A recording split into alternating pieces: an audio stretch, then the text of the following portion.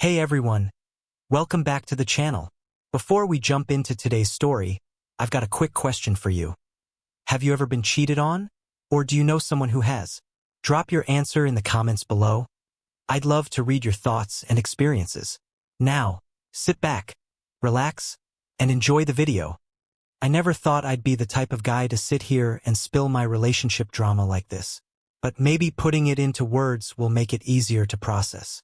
Or maybe I just want someone out there to understand what I went through, because for almost a year, I thought I had something real. I thought I had someone who cared about me the way I cared about her. But I was wrong. When we first started dating, everything felt electric. She was 30, a little older than me, and I was 23, just getting a handle on who I wanted to be. From the start, people joked that I was punching above my weight. She had this confident, independent aura. She knew how to carry herself, how to make a room notice her. I think that's what drew me in: her maturity, her experience, the way she seemed so sure of what she wanted in life. At first, I thought the age difference would actually make things smoother. She'd been through more, she'd understand me better. And in a lot of ways, she did. She knew how to calm me down when I overthought things. She introduced me to new restaurants, music, and experiences I hadn't even considered before. Honestly, she made my life feel bigger, more exciting. But looking back now, I see the cracks that were always there, hiding under the surface. One of the first red flags. She had this habit of checking my phone. It started casually, just her scrolling through my messages if I left it on the table. First, I brushed it off. I had nothing to hide, so I didn't really care. But the more she did it, the more uncomfortable I started to feel. Like, why didn't she trust me? I'd laugh it off and say, "Looking for something interesting?" And she'd smirk and reply, "Just making sure my man isn't up to anything." I didn't realize at the time how ironic that was. See, when you're in love, you tend to excuse things. You tell yourself it's just a quirk, or maybe it's her past experiences making her cautious. She'd mention how her exes had lied or played games with her, so maybe I thought I was just paying the price for other people's mistakes. I didn't push back too hard. I figured if letting her scroll through my phone gave her peace of mind, then what's the harm? But there was harm, because what it really showed was that deep down, she didn't trust me. And more importantly, she projected her own insecurities onto me. There was this one night that still sticks in my head. We were lying in bed, and she suddenly reached over, unlocked my phone, and started scrolling. I remember saying, "Babe, seriously? What are you looking for? You know there's nothing there." She didn't even look guilty. She just said, "I like knowing. It makes me feel secure." And me, like an idiot, I let it slide. But then, one random day, something clicked in my head. I was sitting there thinking, if she's always going through my phone, why don't I ever go through hers? I'd never done it before. Not once. Because that's not who I am. I trusted her completely. But curiosity, and maybe a tiny gut feeling, started to nag at me. That little voice inside me whispered, "Check. Just once. See what's really going on." I wish I could tell you I ignored that voice. I wish I could tell you that I trusted her enough to let it go. But I didn't. One night, when she left her phone on the couch to grab a drink from the kitchen, I picked it up. My hands were shaking, my heart pounding. I knew this was crossing a line, but I also knew something was off. And when I unlocked her phone, the first thing I noticed was how neat and organized everything looked. She wasn't messy with her apps. She had folders for work, shopping, music, even a little folder labeled random. But my eyes weren't looking for apps. I went straight to her messages. First, it looked normal. Chats with her mom, her best friend, some coworkers. Nothing suspicious. For a second, I felt stupid, like maybe I was just being paranoid. But then I saw his name. Just a simple guy's name sitting there. Not even saved with an emoji or a nickname. And that's what made it stand out. I clicked it. My stomach dropped instantly. The first thing I saw was a meme she had sent him. A meme I had seen before. Not on Instagram, not on Reddit, no, it was the exact same meme she had sent me a week earlier. Same caption, same laugh cry emojis. My heart sank. That was supposed to be our inside joke. That was supposed to be a moment between us. And here it was, recycled, handed off to some other guy like it meant nothing. I scrolled further. My hands were sweaty, my breathing shallow, but I couldn't stop. Message after message. It was like someone ripping pieces out of my chest. She was telling him he had the cutest eyes. She was asking for his selfies. And not just asking, she was saving them, storing them like little treasures. That's when the reality started to sink in. All those times she smiled at me, all those flirty texts she'd send me throughout the day, were they even special? Or was I just one of two, maybe more, guys she was entertaining? I read more. Conversations about late-night drives, about music they both liked, jokes about me, little digs at how immature I could be, how I wasn't serious enough. My throat tightened, and I had to put the phone down for a second just to breathe. But curiosity is cruel. I picked it back up, and that's when I realized it wasn't just words. There were voice notes, videos. One of them was of her laughing in his car, holding a drink. Another was of them singing along to some song way too close for comfort. I remember whispering out loud, "No, no, this can't be real." But it was. The worst part? She was happy in those videos. Happier than she'd looked with me in weeks. And suddenly, all the pieces of the puzzle started to click. The nights she wasn't in the mood. The times she'd pick a random fight over nothing and storm out, saying she needed space. The late-night drives she claimed were just to clear her head.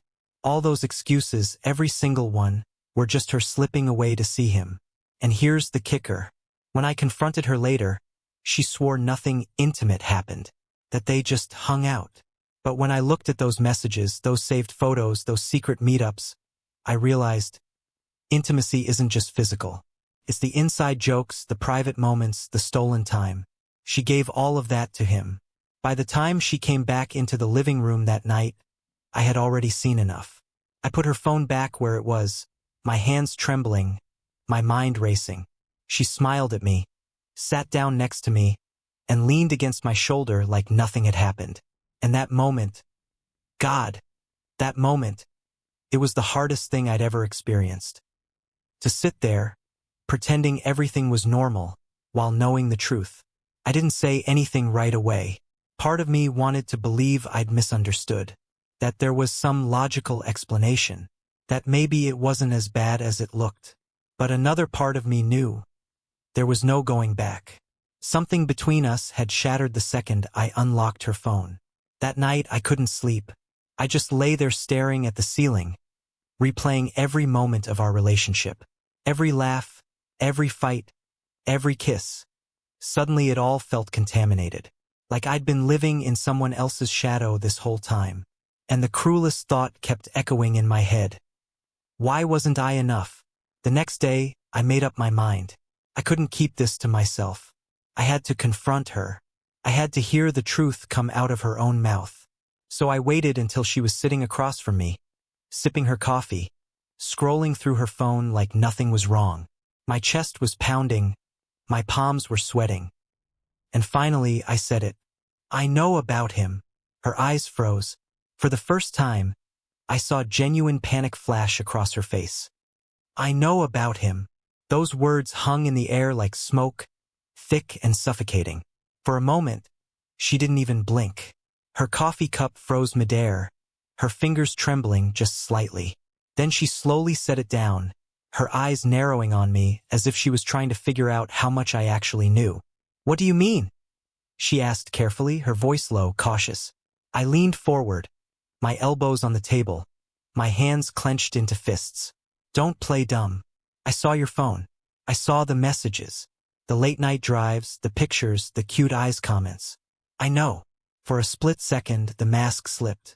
Her eyes widened, her lips parted, and I could see it. The guilt, the shock at being caught. But just as quickly, she pulled herself together. She leaned back in her chair, crossed her arms, and gave this little scoff that made my blood boil. "So what? You went through my phone? That's immature." Immature. That was her defense. Not the fact that she was sneaking around with another guy. Not the lies.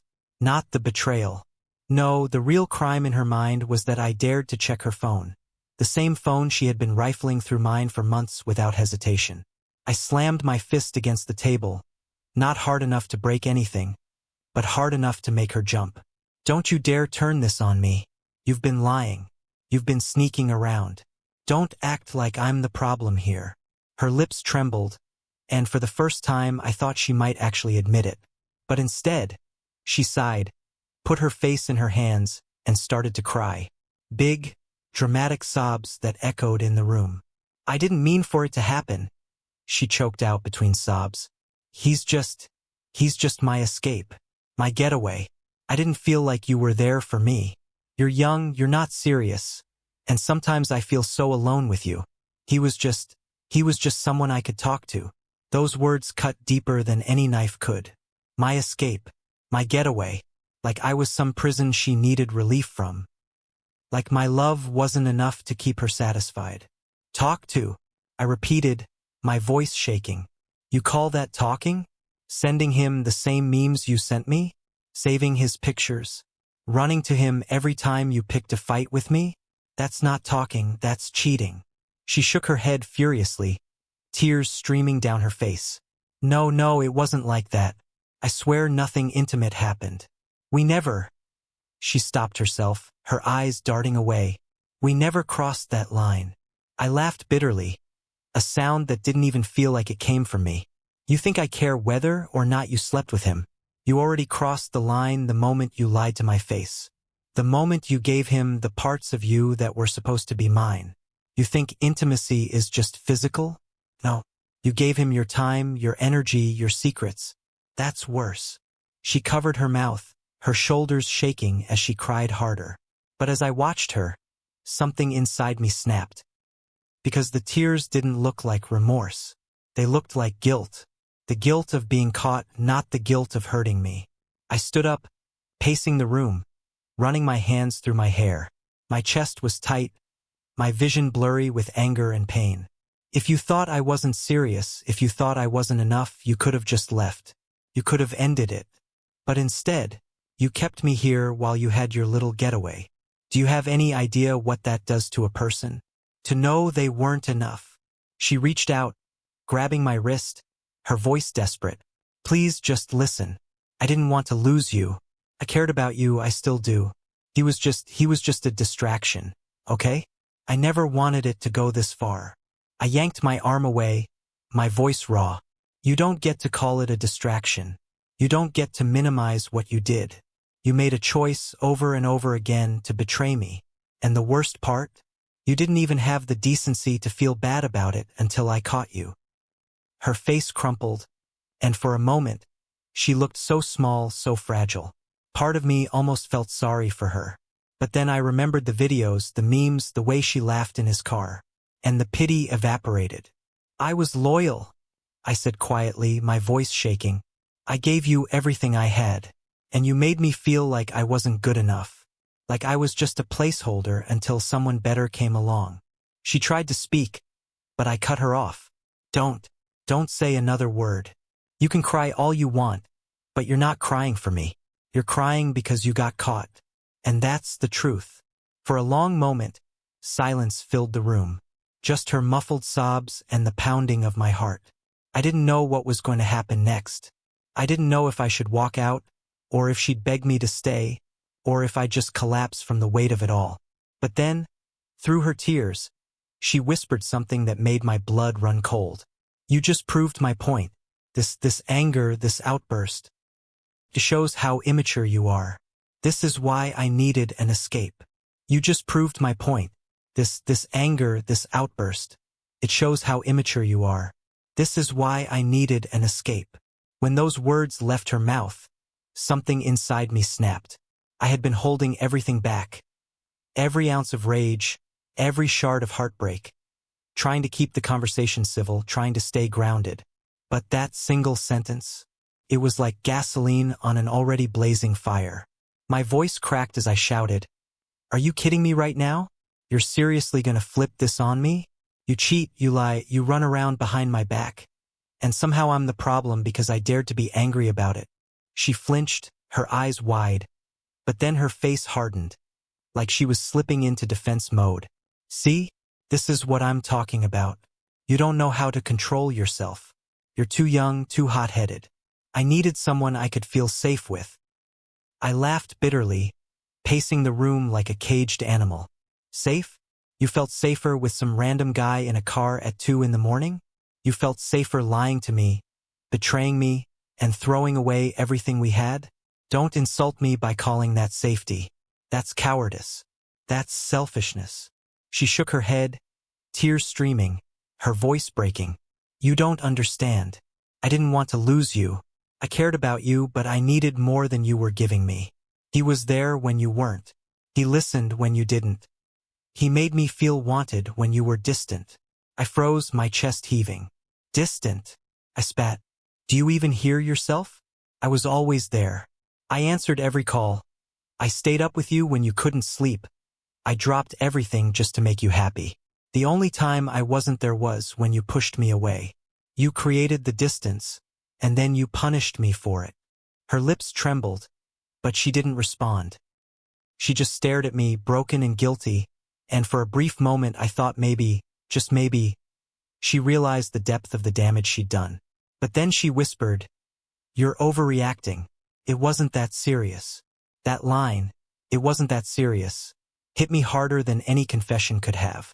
My hands shook, my vision blurred, and I felt like the floor was falling out from under me. Not serious? The sleepless nights, the hollow excuses, the betrayal etched into every laugh she shared with him.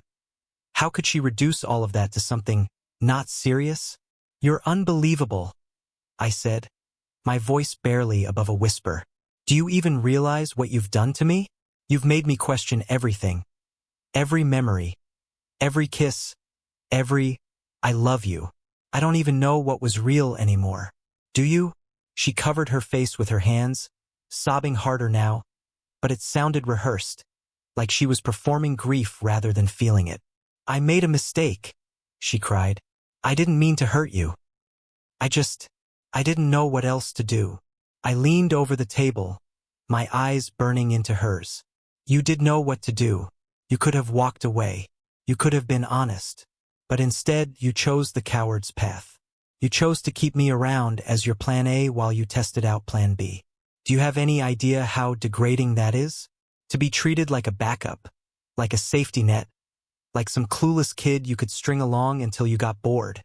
She broke then, really broke. Her shoulders shook violently, her breaths coming in sharp gasps, and she buried her face in her arms. For a moment, I almost pitied her. Almost. But then I remembered how easily she'd smiled at him, how effortlessly she'd replaced me with another, and my pity turned into something darker. Disgust. I stood there, my hands on my hips, my chest rising and falling as I tried to collect myself. The room felt suffocating, her sobs filling the silence between us like static. Finally, I said, "I don't know what's worse, that you cheated, or that you're sitting here trying to convince me it's my fault. Like somehow I drove you into his arms. No, that's on you. That's your choice. And nothing you say is going to make me believe otherwise." She lifted her head, mascara streaking down her face, her eyes wild and desperate. "Please don't leave. We can fix this. I'll block him. I'll delete everything. I'll prove to you that I'm serious. Just don't give up on us." Her words should have meant something, but all I heard was the sound of desperation. Desperation to save face, not to save me. I shook my head slowly, the anger giving way to a hollow kind of sadness. "You don't get it, do you? You already gave up on us. The second you let him into your world, you slammed the door on me. And no amount of tears is going to open it again." The silence that followed was deafening. She stared at me like I just ripped the ground out from under her, her mouth opening and closing without sound. And in that silence, I felt the weight of everything pressing down on me. The love I'd lost, the trust I'd buried, the future we'd destroyed. I grabbed my keys, my jacket, and headed for the door. My hands were shaking so badly I could barely fit the key into the lock. But before I walked out, she said something that stopped me cold. Something that made my blood run cold all over again. If you leave, you'll regret it. You'll see I was right about you all along. If you leave, you'll regret it. You'll see I was right about you all along. Her words sliced through me, colder than anything she had said before. It wasn't just guilt-tripping anymore, it was a threat. A way of saying, if you walk out that door, you'll confirm everything I've been telling myself about you. For a moment, I froze, my hands still on the doorknob. Part of me wanted to turn around, to scream, to prove her wrong. But then it hit me. No matter what I said or did, she would twist it. She would rewrite the story in her head until she became the victim and I became the villain. And I was done playing that role. So I opened the door. Without another word, without another look, I walked out. The night air hit me like a punch in the chest. It was cold, sharp, and unforgiving. But it was also the first breath of freedom I'd felt in months. I sat in my car for what felt like hours, gripping the steering wheel, trying to steady the storm raging inside me. My mind replayed every detail. Her smile when she texted him, the way she called me immature, the tears that felt more like performance than remorse. I wanted to scream. I wanted to cry. But mostly, I just sat there in silence, numb. For days after, she tried to reach me. Texts, calls, voicemails filled with apologies and promises. I'll change. I'll prove it to you. Don't throw us away. But each message sounded hollow, like someone begging to keep their safety net rather than someone truly sorry for breaking it. At one point, she even tried to flip it again. You're overreacting. It wasn't that serious. You're making a big deal out of nothing. Nothing. That word stuck with me. To her, all of it. The late nights, the lies, the betrayal was nothing. To me, it was everything. And that's when I realized we were never going to see eye to eye. Because to her, love was something you could cheapen, recycle, hand out to multiple people at once. To me, love meant loyalty, commitment, and respect. The hardest part wasn't walking away. The hardest part was dealing with the voice in my head that whispered, maybe she was right. Maybe you weren't serious enough. Maybe you weren't enough. But with time, I started to see the truth. Being younger didn't make me immature. Getting angry when betrayed didn't make me unstable. It made me human. And if anything, my willingness to commit, to stay loyal, to give her all of me, that was the most mature thing I could have done. She, on the other hand, chose the easy way out. Instead of facing her doubts, instead of having an honest conversation, she created a backup plan, a so-called getaway. She didn't want to lose me, but she also didn't want to let go of her thrill with him. She wanted both. And in trying to have both, she lost everything. People always say you learn the most about someone when things get hard. And now I know who she really is. Not the confident, mature woman I thought I was lucky to have, but someone too afraid to be alone, too selfish to be honest, and too cowardly to take responsibility. As for me, I walked away with scars, sure, but also with clarity. I know now what I deserve. I know now that trust is non-negotiable. And I know that love, real love, doesn't come with escape routes. So no, I don't regret leaving. I regret wasting so much time on someone who never valued me the way I valued her. But I don't regret walking out that door. Because walking out wasn't the end of something. It was the beginning of getting myself back. And if she ever looks back and tells herself that I left because I was immature, then let her believe that lie. Because deep down, I know the truth. I didn't leave because I was immature. I left because I finally grew up enough to know my worth. Thank you so much for watching. If you enjoyed this video, don't forget to hit the like button and subscribe to support the channel. It really means a lot. Wishing you an amazing day, and I'll see you in the next one.